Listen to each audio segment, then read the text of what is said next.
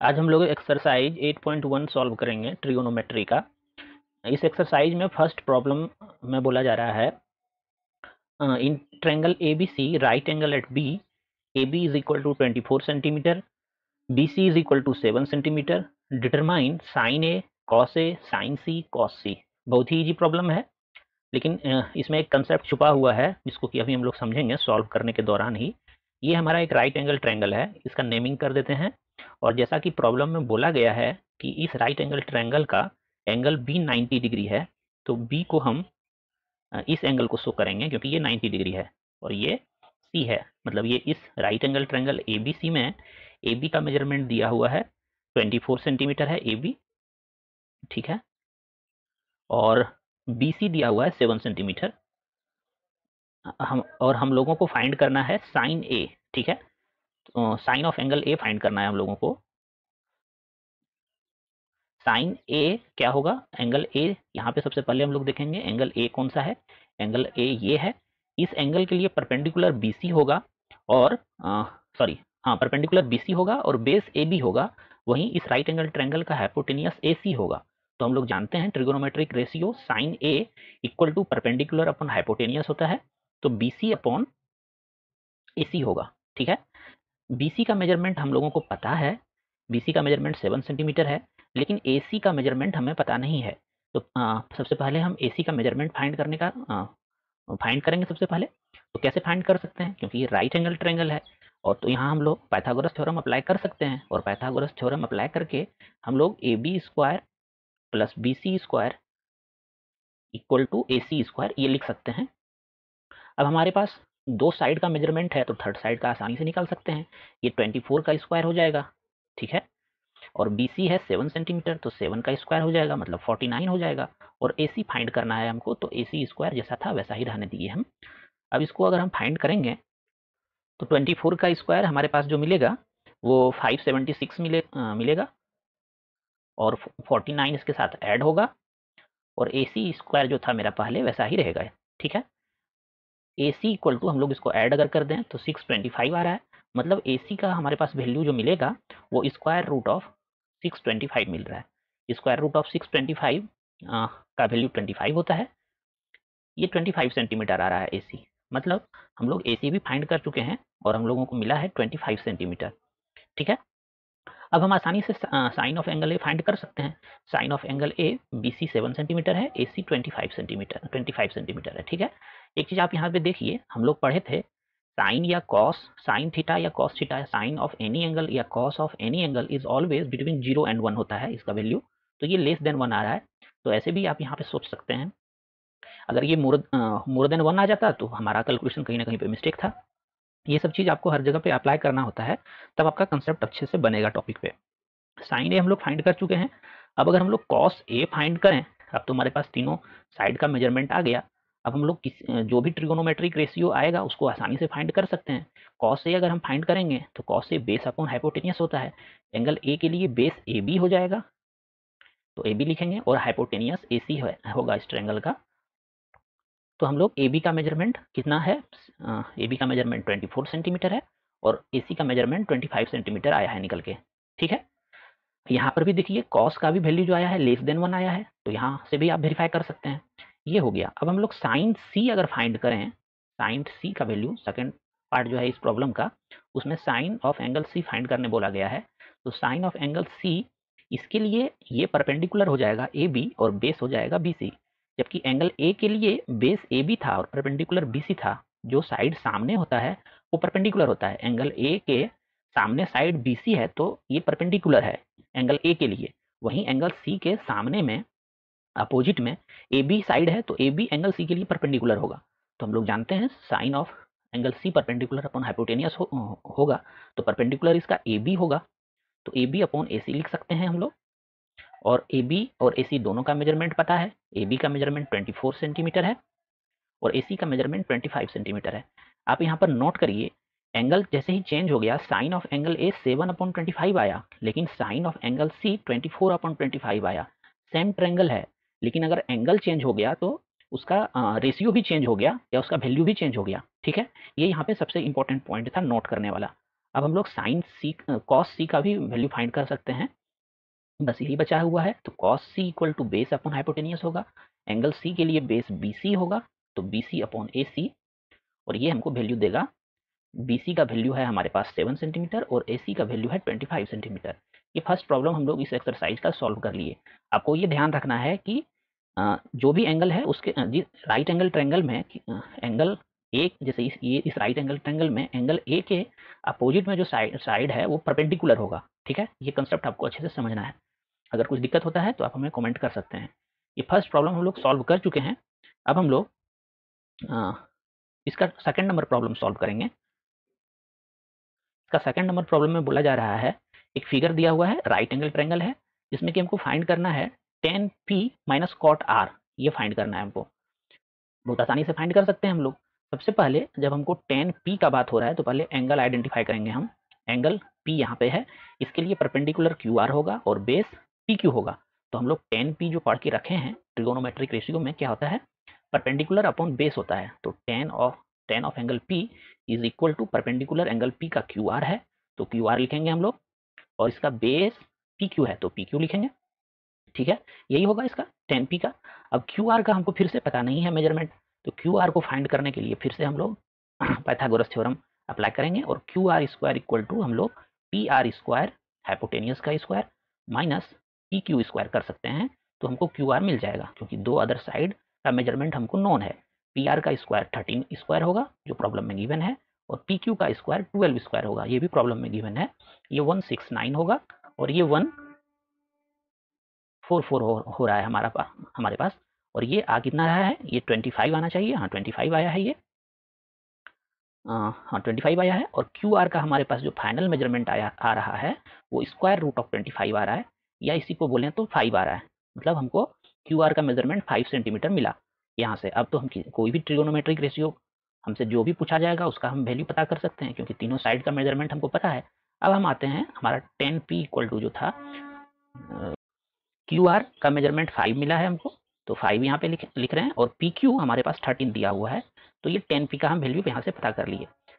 अब हमको cot R का भी वैल्यू चाहिए, तो cot R equal to cot of angle R क्या होता है, ये होता है हमारा बेस अपॉन परपेंडिकुलर। तो कॉट आर कौन सा है, आर एंगल ये है, और इसका बेस क्यू आर है, तो हम लोग क्यू आर अपॉन इसका परपेंडिकुलर कौन सा होगा, पी क्यू होगा, तो पी क्यू लिख रहे हैं। और क्यू आर का मेजरमेंट 5 सेंटीमीटर है, और पी क्यू का मेजरमेंट 12 सेंटीमीटर है। ठीक है, अब हमको ये पता करना था tan p minus cot R, तो इसको हम लोग आसानी से पता कर सकते हैं। tan p minus cot R, क्योंकि दोनों का वैल्यू हमारे पास हम फाइंड कर चुके हैं, तो ये इक्वल टू 5/13 माइनस 5/12, ये जो आएगा वैल्यू हमारे पास वही इस एक्सप्रेशन का वैल्यू हो जाएगा। ठीक है, ये प्रॉब्लम भी हम लोग सॉल्व कर चुके हैं। अब हम लोग थर्ड प्रॉब्लम की ओर बढ़ते हैं। इसका वैल्यू आप खुद से फाइंड कर लीजिएगा, इसमें बहुत कुछ है नहीं, ये आप आसानी से कर सकते हैं। थर्ड प्रॉब्लम हम लोग देखते हैं। इस थर्ड प्रॉब्लम में क्या बोला जा रहा है, sine of angle A is equal to 3/4 दिया हुआ है। Sine of angle A is equal to 3/4 दिया हुआ है, और हमसे कॉस ए और टेन ए का वैल्यू पूछा गया है। ये भी इजी प्रॉब्लम है, लेकिन यहाँ पे कुछ मेंशन नहीं किया है कि कौन सा ट्रायंगल है, तो हम एक ट्रायंगल बना लिए यहाँ पे, राइट एंगल ट्रायंगल, और इसका नेमिंग भी कर देंगे हम अपने हिसाब से, इसको ABC ही कर देते हैं। ठीक है, अब साइन ऑफ एंगल ए दिया हुआ है हमको, sine of angle A is equal to 3/4, ये प्रॉब्लम में गिवन है। तो एंगल ए हमारा ये है, इसका परपेंडिकुलर ये होगा, और हम लोग क्या जानते हैं, साइन ए इक्वल टू क्या होगा, परपेंडिकुलर अपॉन हाइपोटेनियस होगा, जिसका परपेंडिकुलर BC है और हाइपोटेनियस इसका AC है। तो हम लोग इसको रिलेट कर सकते हैं, BC का मेजरमेंट यहाँ पे 3 ले सकते हैं, मतलब 3 यूनिट ले सकते हैं। ठीक है, और AC का मेजरमेंट हम लोग 4 यूनिट ले सकते हैं। फिर से यहाँ पे हम पाइथागोरस थ्योरम अप्लाई करेंगे, और पाइथागोरस थ्योरम अप्लाई करके हम लोग AB स्क्वायर का वैल्यू फाइंड करेंगे, ताकि हमको सारा चीज़ पता चल जाए, और फिर जो भी हमसे पूछा जाए वो हम आसानी से फाइंड कर लें। जो भी ट्रिगोनोमेट्रिक रेशियो हमसे पूछा जाएगा उसको हम आसानी से फाइंड कर सकें। ठीक है, AC का मेजरमेंट 4 है, 4 यूनिट है।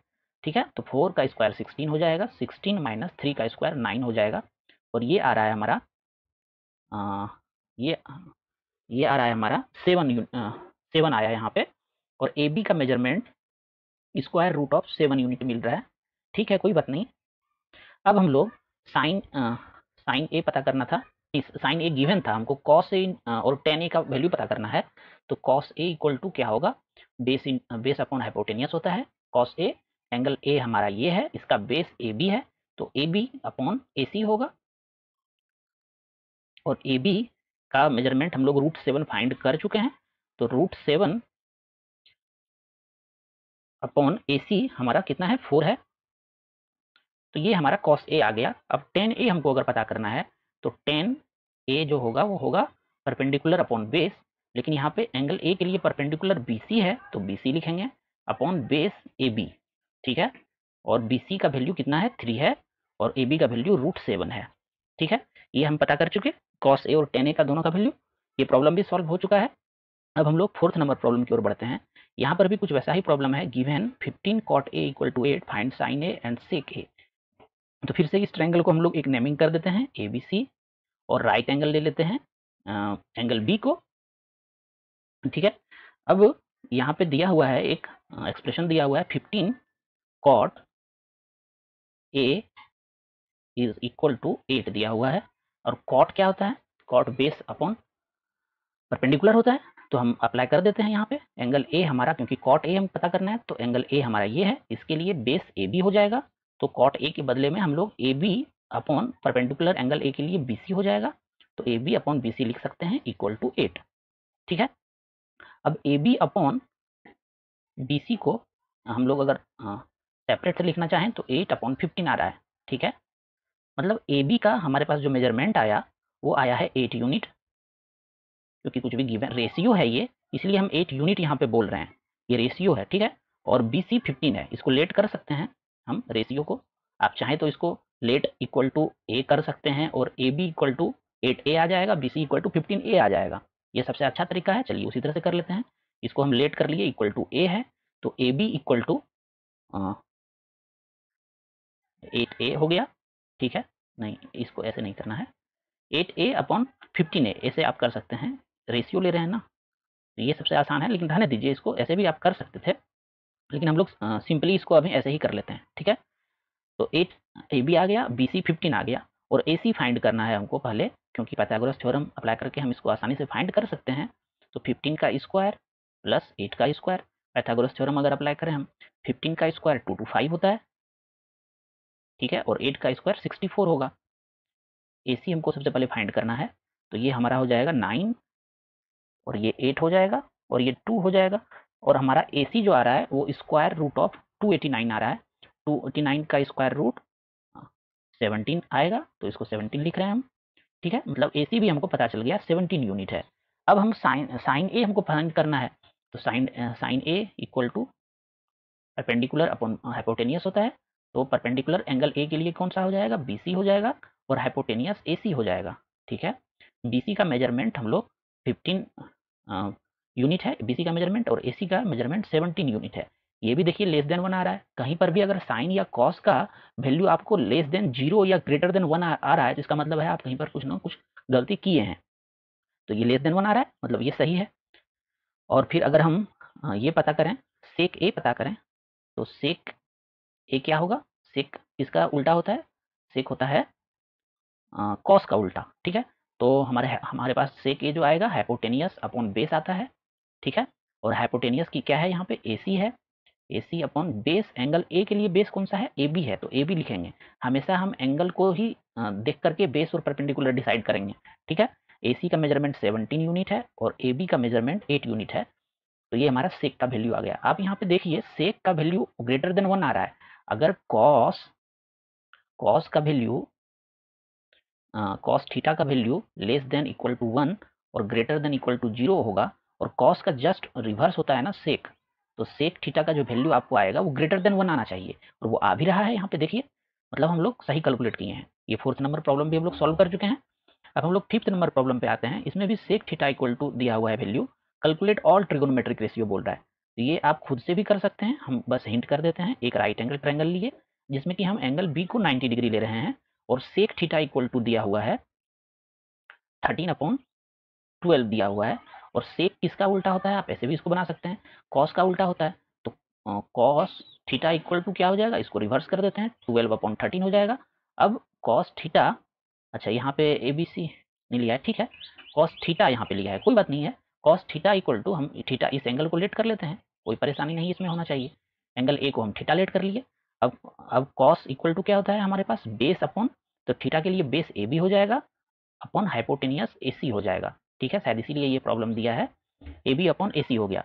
अब ए बी को हम लोग 12 यूनिट लेट कर सकते हैं और ए सी को हम लोग 13 यूनिट लेट कर सकते हैं। अब पाइथागोरस थ्योरम लगा करके बी सी का पहले आप वैल्यू फाइंड करिएगा, और फिर जब हमारे पास बी सी का वैल्यू आ जाएगा तो हम जो भी हमको ये फाइंड करने के लिए बोलेगा वो हम आराम से फाइंड कर सकते हैं। Sine theta equal to perpendicular upon hypotenuse होता है, ठीक है, cos theta equal to base upon hypotenuse होता है, और tan theta equal to perpendicular upon base होता है, ठीक है। इसी का जस्ट रिवर्स कॉसेक थीटा होता है। कॉसेक थीटा इक्वल टू होगा हमारा हाइपोटेनियस अपॉन परपेंडिकुलर, और कॉस का जस्ट रिवर्स सेक थीटा होता है, तो सेक थीटा इक्वल टू होगा हाइपोटेनियस अपॉन बेस, और टेन का रिवर्स होता है कॉट, तो cot theta equal to base upon perpendicular होगा। ये आप आराम से फाइंड कर सकते हैं, इसमें कुछ ज़्यादा है नहीं, आपको ऐसे ही ये बनाना है, ठीक है। 5th नंबर प्रॉब्लम भी हम लोग देख लिए। अब 6 नंबर प्रॉब्लम में क्या बोला जा रहा है, if angle A and B are acute angle such that cos A equal to cos B then so that angle A is equal to angle B. ये प्रॉब्लम अच्छा है। इस प्रॉब्लम में बोला जा रहा है कि A and B are acute angles, मतलब एंगल ए और angle B less than 90 degree है, और कंडीशन है कि cos A is equal to cos B, और हम लोगों को शो करना है कि angle A is equal to angle B. ऐसा प्रॉब्लम हम लोग एग्जाम्पल में सॉल्व कर चुके हैं साइन के लिए, ठीक है।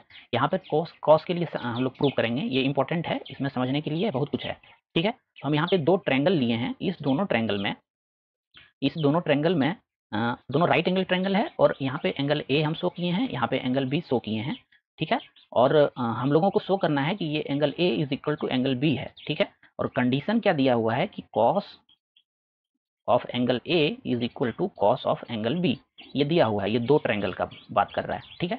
तो हम लोग इस कंडीशन का यूज करके इस दोनों एंगल को इक्वल कैसे शो कर सकते हैं, उसके लिए हमको इस दोनों ट्रैंगल को सिमिलर प्रूव करना होगा, ठीक है। तो सबसे पहले इस कंडीशन को और हम इलोबरेट करते हैं, देखते हैं हमको क्या मिलता है यहाँ से।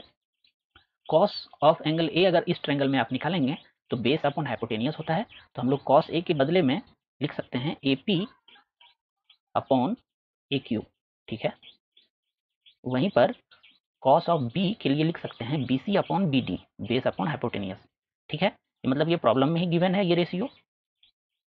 अब इसको अगर हम ए क्यू को इधर लेते आएँ और बी सी को इधर लेते आएँ तो कोई दिक्कत नहीं है, तो हम वैसा करते हैं, A P upon B C करेंगे, नहीं हाँ ठीक है, A P upon B C यहाँ पे कर रहे हैं हम, ठीक है, और यहाँ पे ए क्यू अपॉन बी डी कर रहे हैं। अब इस एक्सप्रेशन को अगर हम गौर से देखें, बी डी ना,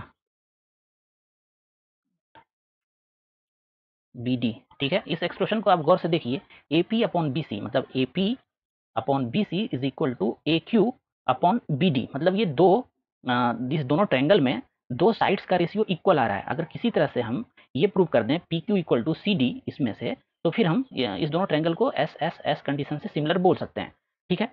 तो इसको प्रूव करने के लिए अब हम क्या, ठीक है, यहाँ से मिल रहा है हमको A P equal to A Q मिल रहा है यहाँ से हमको, और B C equal to A B D मिल रहा है, ठीक है। इसका हम यूज करके इस पाइथागोरस थ्योरम में चलेंगे हम लोग। तो ए क्यू को ए क्यू ही रहने देते हैं हम, ए क्यू स्क्वायर, ठीक है, और ए पी स्क्वायर को हम लोग ए क्यू स्क्वायर लिख सकते हैं, ठीक है। तो ए स्क्वायर हो जाएगा ये, और ये ए क्यू स्क्वायर भी हो जाएगा, ठीक है। अब ए क्यू स्क्वायर अगर हम कॉमन ले लें दोनों साइड से, दोनों टर्म से, तो बच जाएगा हमारे पास 1 माइनस ए स्क्वायर, ठीक है, ये आ गया।